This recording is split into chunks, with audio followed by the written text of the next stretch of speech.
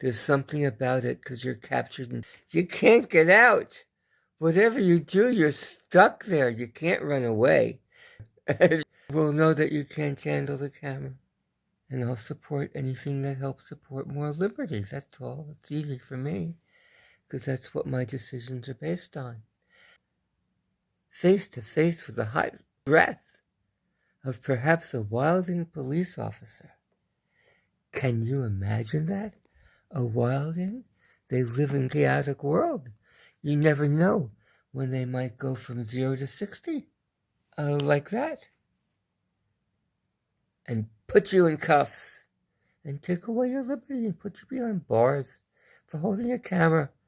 Because they're butthurt and they're not used to people saying, no, I just won't obey and bend over and enjoy it. Sorry, it's not going to happen this day. You'll learn. We'll eventually force you to comply. You might do so begrudgingly because you weren't explained this properly. Cadet Academy, that you're really supposed to be firm, but to use a little more discretion to show your intelligence, please. That I know that you've learned an awful lot. I don't agree when we call police officers stupid. I mean, you're not geniuses, but neither are most of us. We do what we can with what we have, and you've been able to learn a lot. It's just the method that you learned and some things that you didn't. Put you in a mind state that you think that you've learned everything. Then let's share some ideas and experiences. We just have cameras. Don't play with a rigged deck. We don't like rigged decks. We'll make you look foolish for playing with them, and then you'll have retribution against us for performing a constitutional duty that we pay you to protect. Now, doesn't that seem silly? Or did they not teach you the actual nuances of why we're so pissed about it? Come on, officers.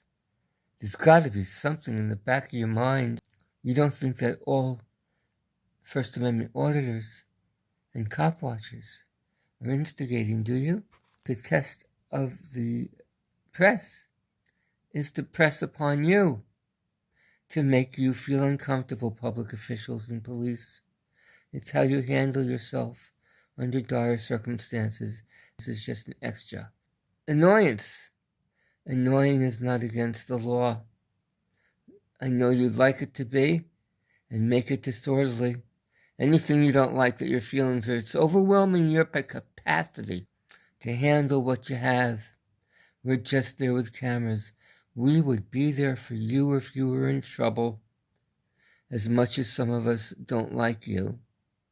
It's not that we shouldn't like police officers. It's bad policing or bad police policy or bad training. We're a police culture that we believe needs some adjustment. To not be so aggressive. To use the funds that we pay for you to learn at the Cadet Academy to de-escalate. So do it. Be nice.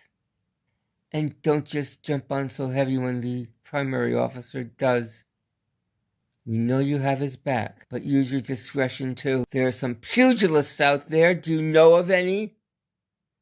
Seriously? You won't give any names up or admit that some of your peers are pugilists? I know this guy, he's really a nice guy if you get to know him. Whoops. Oh, sorry about that. And you get paid overtime.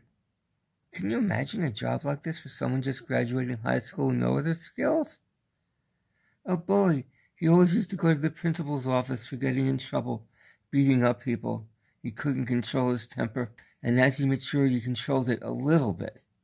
Enough to get by so he could still be allowed to walk around in society. Got a lot of cats, but these might be specifically for some pretty rough gangs.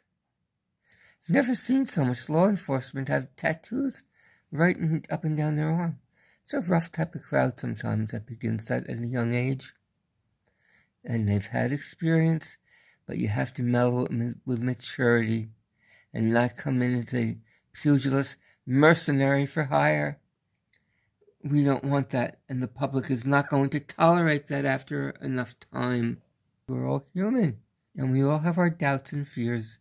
Some of us learn to overcome them better at moments. We're all different. We get a different mix in the soup. You have to be kind a little bit. And you say, I'll protect your right to the death. Well, there are some caveats to that. You're not expected to commit suicide.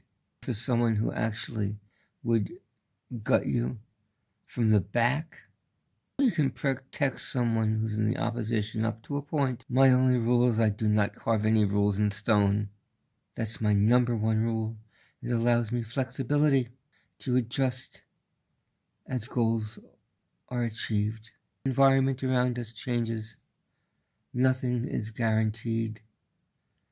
We have to map our way around chaos. And our job is to teach the public who is unaware of the nuances of the Constitution, their rights, and to get to like and trust us, so they'll think of First Amendment auditors in a favorable way, so we can end up giving plaques to the PDs and sheriff departments and public buildings where they have passed our requirements and get the 1A badge from we the people with our thanks for them being good public servants, being respectful and efficient with our tax dollars, and following the Constitution, and remembering that they are proud servants.